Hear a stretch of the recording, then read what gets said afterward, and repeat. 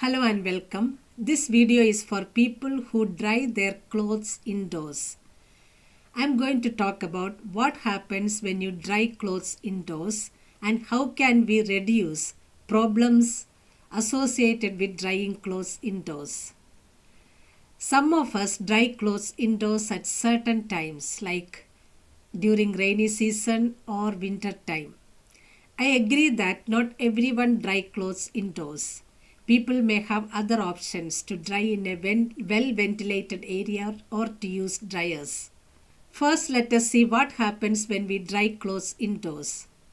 The moisture from the clothes evaporates into the air, increasing indoor humidity.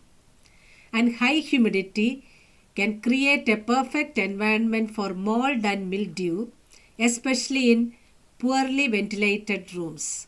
There is some difference between mold and mildew. Mildew is superficial and less dangerous to health compared to mold. And another important aspect is this increased moisture can promote the growth of dust mites and allergens, which can worsen allergies and respiratory issues.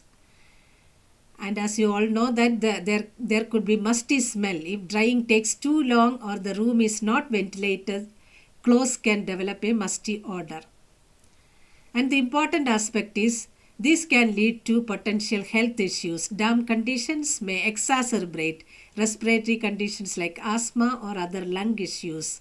Being exposed to mold, dust mites and other allergens over a long period of times can have serious health implications.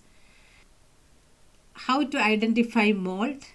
Mold can form black or green colored patches. These are the common ones, but there are other colors also. And these are seen on the walls and usually creates an unpleasant musty smell. The most common mold is a type of fungus. The most common ones are Penicillium and Aspergillus. So how we get protection from the mold? So luckily our immune system protects us when we are exposed to mold. So what happens when our immune system does not function properly?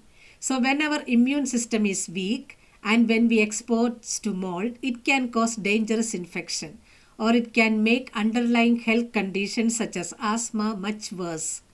In people with asthma, the immune system overreacts to triggers, including fungal spores, causing inflammation in the lungs.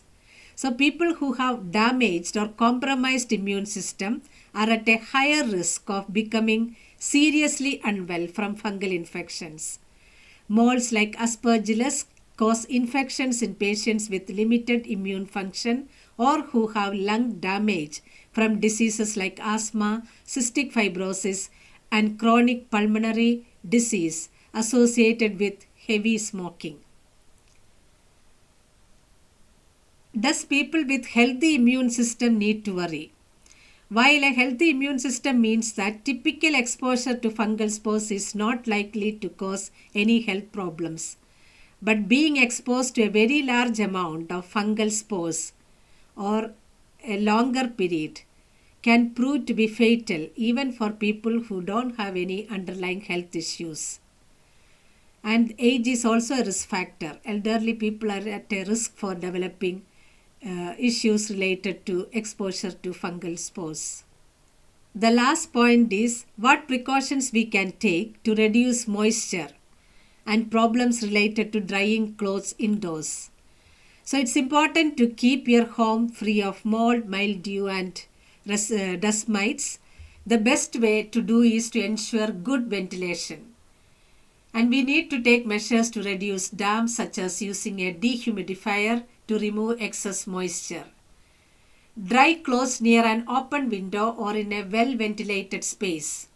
Hang clothes in a warm, airy room instead of a damp or poorly ventilated space. I want to end this video by highlighting the importance of ventilation.